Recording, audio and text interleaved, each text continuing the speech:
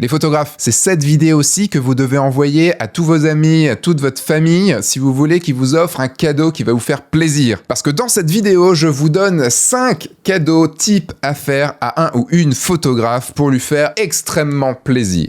Allez, générique.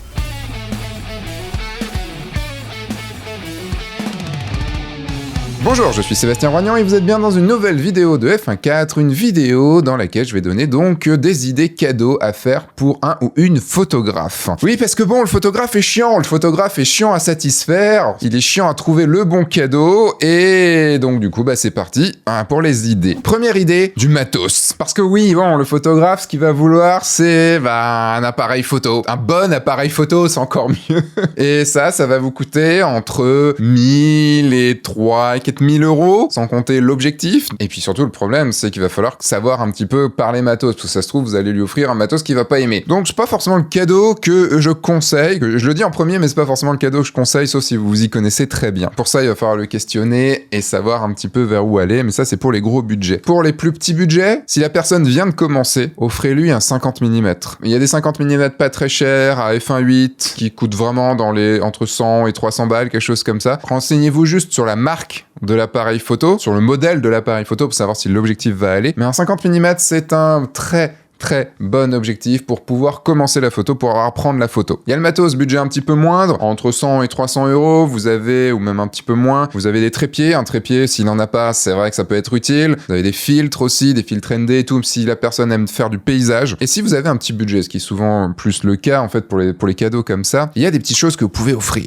Je vais pas pouvoir tout vous montrer parce que j'ai pas tout avec moi, mais par exemple, un harnais. Alors, un harnais, ça sert à quoi? Ça sert à tenir l'appareil photo, voire 2 appareils photo. Un seul appareil photo, normalement, pour les photographes amateurs, ça suffira. Donc ça peut vous coûter dans les 100 balles, on peut trouver à 100 balles, 150 balles.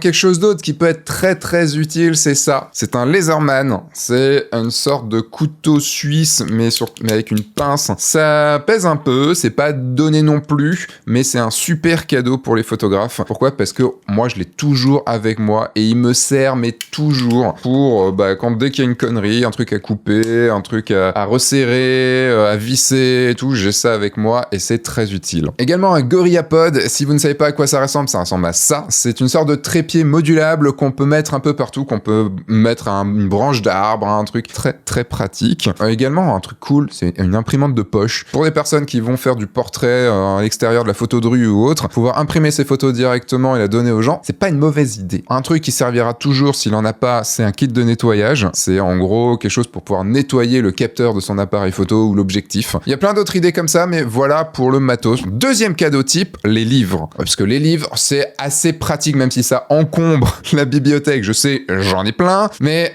les livres, c'est quelque chose de très chouette. Il y a le beau livre. C'est un livre avec plein de photos dedans, fait par un ou une photographe, ou plusieurs photographes. C'est quelque chose d'inspirant, c'est quelque chose de fort. Vous en voyez, là, il y en a derrière moi un petit peu. Je vais vous conseiller quelques livres qui sont très intéressants. En premier, le gros classique. Quand je dis gros, classique, c'est Genesis de Salgado. Un bon gros bestiau avec plein de photos juste absolument magnifiques dedans, de paysages. Même la photo de fin, elle est trop cool. C'est un cadeau très classique et qui marche toujours si la personne ne l'a pas et qui pèse sans poids. Le livre qui fait fureur en cette fin d'année 2022, c'est lequel? C'est celui-là. C'est le livre de Thomas Pesquet, parce que oui, il fait des photos, l'astronaute, et il a fait plein de photos de la Terre sur son temps libre, parce qu'il a pas beaucoup de temps libre, mais sur son temps libre, il fait des photos depuis la station ISS. Il y a des photos cool là-dedans, c'est un bon gros livre aussi, un bon gros pavé. Ça plaît toujours parce que des photos de la Terre vues de l'espace, c'est con, mais vous plantez pas trop. C'est le livre d'un photographe que j'adore, qui s'appelle Nick Brandt, et qui a sorti donc ce livre-là, The Empty World, avec des photos absolument magnifiques dedans, d'animaux sauvages, pris dans des compositions, et la façon dont il a pris ces photos est juste extraordinaire. Un travail de dingue pour ne pas embêter les animaux. Bref, ça marche très bien. On va continuer sur les mises en scène avec ce livre-là d'Eric Johansson. Vous pouvez encore le trouver. Ce sont des mises en scène assez surréalistes. En tout cas, c'est une vision du monde que moi j'adore, que je trouve absolument magnifique, avec plein de travail de prise de vue et de Photoshop derrière.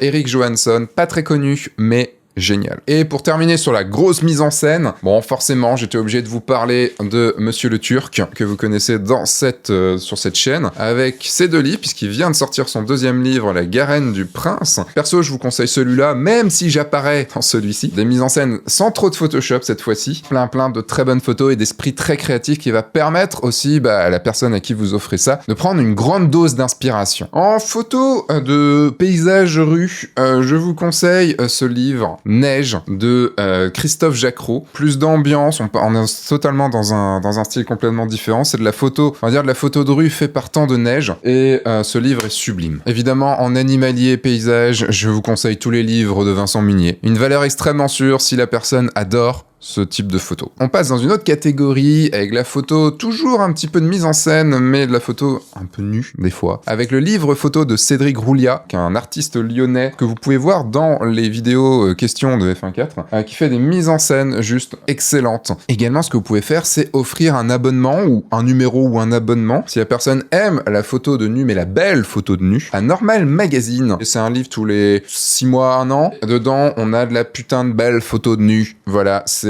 l'art, c'est du vrai art. Enfin, les gens qui font ça en plus sont cool. Et je dis pas ça parce que je suis dedans. Et si la personne aime vraiment la belle photo de nu, mais quand je parle de la belle photo de nu, c'est de la putain de belle photo de nu. Et qu'en plus il aime les paysages, évidemment, je ne peux pas passer à côté de mes livres à moi, évidemment, de mon premier livre Soledad et de mon 2e livre Jessica, qui sont des photos de landscape nude. Ce sont mes livres à moi. Vous aurez, si vous me les commandez, vous aurez une petite dédicace, vous aurez un truc, évidemment. Voilà, ça c'était pour les livres photos inspirants. Il y a aussi les livres techniques, les livres qui permettent d'apprendre mieux la photo. C'est vraiment un conseil, évitez tous les livres, prenez en main votre appareil photo. Il y a des vidéos YouTube qui marchent très bien là-dessus, qui fonctionnent très bien, sauf si la personne adore lire, adore que ce soit sur livre. Moi, je vous conseille plutôt pas de prendre ce genre de livre, mais il y a des très bons livres qui existent. Il y a une série que j'aime beaucoup, c'est la série de Henri Carroll, qui a écrit, donc par exemple, le livre qu'il vous faut pour réussir vos photos, le livre qu'il vous faut pour réussir vos portraits. Il y a aussi pour la photo de paysage, il y a tout ça. Et là, il a sorti un cahier d'exercices à faire en photo. C'est des livres qui coûtent pas très cher, une quinzaine d'euros. Ils sont assez simples, hein, c'est pas révolutionnaire, mais je trouve qu'ils sont plutôt bien faits. Chez Erol, vous avez plein de livres type 52 défis pour pouvoir apprendre la photo. Donc en fonction, par exemple là, c'est pour le paysage. Si la personne à qui vous voulez offrir adore le paysage, ça peut être très intéressant, mais il y a aussi ça pour le portrait et pour ce genre de choses. Et également, si la personne a un peu envie de devenir photographe de mariage ou fait quelques mariages et tout, il y a un livre qui est génial, mais qui est absolument génial, c'est celui-là. Je suis un peu de parti pris, c'est moi qui l'ai écrit. Forcément, le livre photographe de mariage, pour le meilleur et pour le pire, forcément, je dois vous le conseiller. Mais vous avez plein de livres comme ça,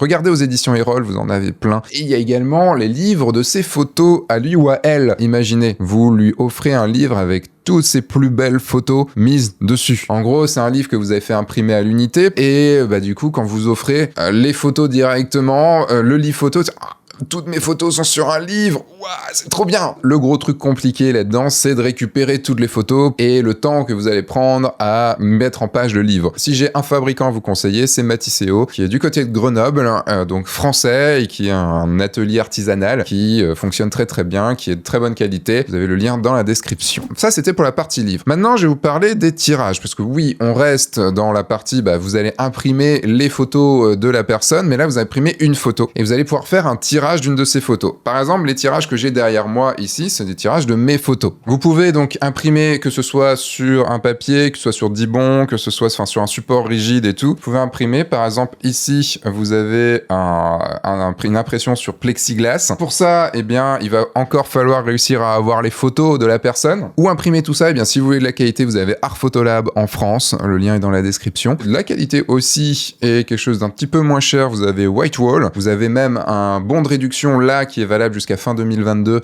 dans la description également. Juste un truc, c'est éviter le brillant, éviter le plexi. Sachez, le photographe aime le mat. Alors que beaucoup de gens adorent la finition brillante type plexi comme je viens de vous montrer. À vous de voir. Et ce qui est super cool, c'est je pense que la personne sera super fière d'avoir ses photos au mur, d'avoir une de ses photos au mur en disant c'est moi qui l'ai faite. Ce que vous pouvez également faire, c'est offrir le tirage d'un ou d'une photographe qu'il ou elle adore. Imaginez la personne avec qui voulait offrir un cadeau adore les photos de Sébastien Roignan. Total hasard, j'ai pris un photographe vraiment au hasard. Eh ben, vous pouvez aller sur son site, sur sébastienroignan.com et trouver des photos directement à acheter une photo qu'il mettra au mur. Et ça pourrait être par exemple une de ses photos derrière. Par contre, c'est un petit budget, hein, évidemment. Là, on est sur un budget entre 100 et 100 000 euros, voire plus.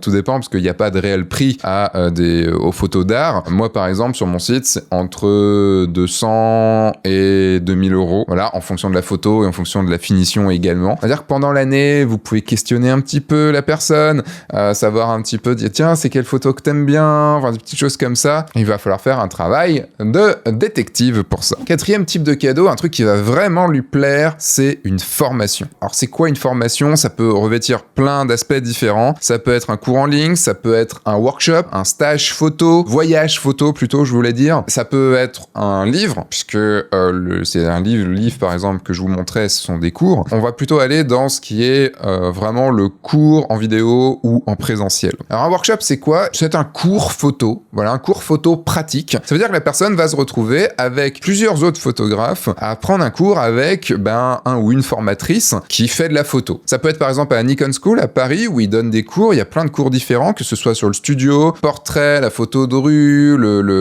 l'architecture, enfin toutes les choses comme ça. Vous trouvez la formation qui plaît le plus, qui va plaire le plus à la personne, et puis hop, vous l'inscrivez, alors vous vérifiez que la personne est dispo, hein, bien sûr, vous l'inscrivez, et puis c'est parti, la personne va suivre un stage d'une journée, 2 journées, voire 3 jours des fois, et il va apprendre plein de trucs, discuter avec d'autres photographes, et normalement ça va être un très très bon moment, si vous choisissez bien évidemment le bon workshop. En niveau budget, on est entre 50 pour vraiment les trucs genre d'une demi-journée, pas ouf, généralement, et 4, 5, 600, voire 1000 euros si on est sur plusieurs jours. Là, donc ça peut être un budget. Pour vous donner un exemple, un workshop portrait qui dure un peu plus d'une journée, un soir et une journée, coûte 400 euros à la Nikon School. Il existe pas mal de workshops. Renseignez-vous sur le ou la photographe qu'elle aime.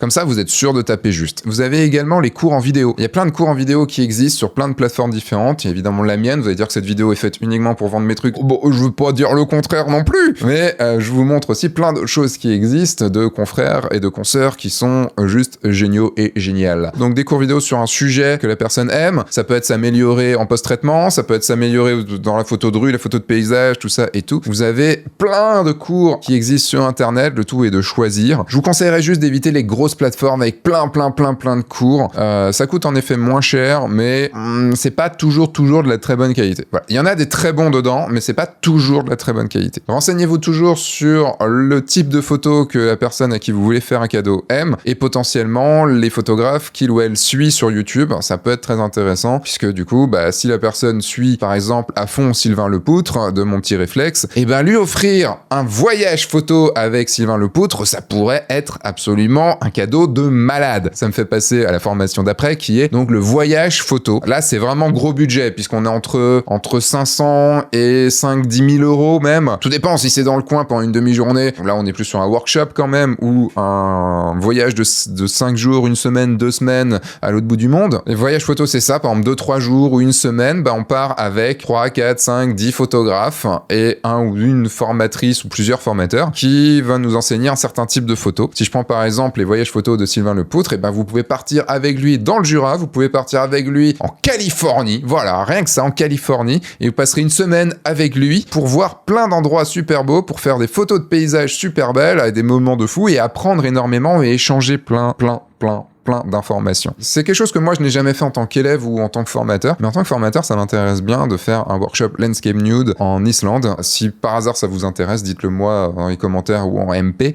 C'est quelque chose qui va valoir cher forcément, parce que l'Islande c'est cher, mais on sait jamais, ça peut se faire. Voilà, ça c'était pour la partie formation. Juste pour résumer, si vous savez quel photographe il ou elle adore, si vous offrez un cours avec cette personne, logiquement vous tapez dans le mille direct. Dernier type de cadeau que vous pouvez faire, c'est une séance photo. Alors c'est bizarre d'offrir une séance photo à un photographe, mais non, en fait c'est génial, parce que imaginez, il ou elle adore un ou une photographe, et imaginons que ce photographe fasse des séances portraits, offrez-lui une séance portrait avec ce photographe là, ça permettra de rencontrer un ou une photographe qu'il ou elle adore, et en plus il aura des portraits de lui ou d'elle. Si c'est un photographe par exemple de mariage, de couple, offrez-vous une séance à 2, si par exemple c'est votre compagne ou votre compagnon, offrez-vous une séance à 2 devant son objectif. Ça peut être extrêmement cool, et il apprendra aussi pas mal de choses. On n'y pense pas toujours, mais offrir une séance photo, déjà déjà, dans la vie de tous les jours, c'est super cool. Et en plus, si vous offrez une séance photo à quelqu'un qui adore la photo et qui adore un ou d'une photographe, si c'est de la photo animalière ou de paysage, évidemment, vous pourrez pas. Mais si c'est de la photo de portrait, d'animaux de compagnie, de couple, de famille, de tout ce genre de choses-là,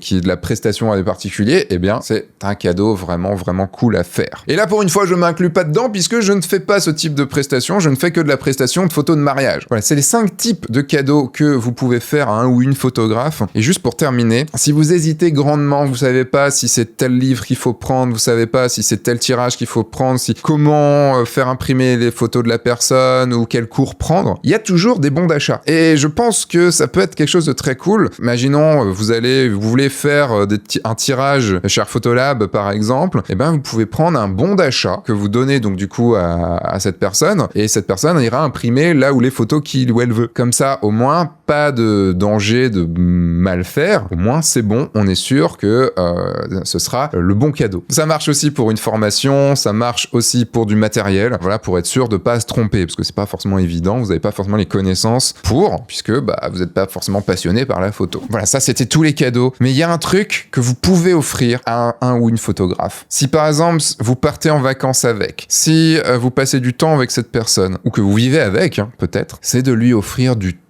temps pour faire de la photo. Ça vous coûte absolument rien. Alors, ça peut vous coûter moralement, mais mentalement, mais ça ne vous coûte absolument rien. Je pense comme tout passionné, on a besoin de temps pour faire ce qu'on a envie de faire. Par exemple, quand on part en voyage, le nombre de fois où j'entends « Non, mais il m'emmerde ou elle m'emmerde parce qu'elle veut faire des photos et du coup, moi, j'en fais pas et il faut avancer un petit peu et donc du coup, je poireaute. » Et par exemple, pendant un voyage, par exemple d'une semaine, offrez-lui 2 demi-journées où vous êtes pas avec, vous le laissez ou la laissez faire des photos. Ou 1 heure par-ci, 1 heure par-là. T'inquiète, moi je vais boire un verre, je vais siroter un apéro, je vais m'arrêter à un endroit et lire, j'en sais rien, je vais visiter un truc, et pendant ce temps-là, fais tes photos, t'occupe pas de moi. Et ça, je pense que c'est un des plus beaux cadeaux que vous pourriez faire à un ou une passionnée de photos, c'est de lui laisser du temps pour sa passion. C'est fini pour moi, je vous mets tous les liens dans la description de quasiment tout ce que j'ai pu dire, avec les cadeaux dont je vous parle. Donc là, on est sur des vrais cadeaux, je vous ferai une vidéo plus tard sur des cadeaux à la con. Là, si vous suivez ce que j'ai dit, logiquement, vous vous tromperez pas. Je vous fais des bisous, je vous dis à dans pas longtemps pour une nouvelle vidéo sur F1.4. Entre temps,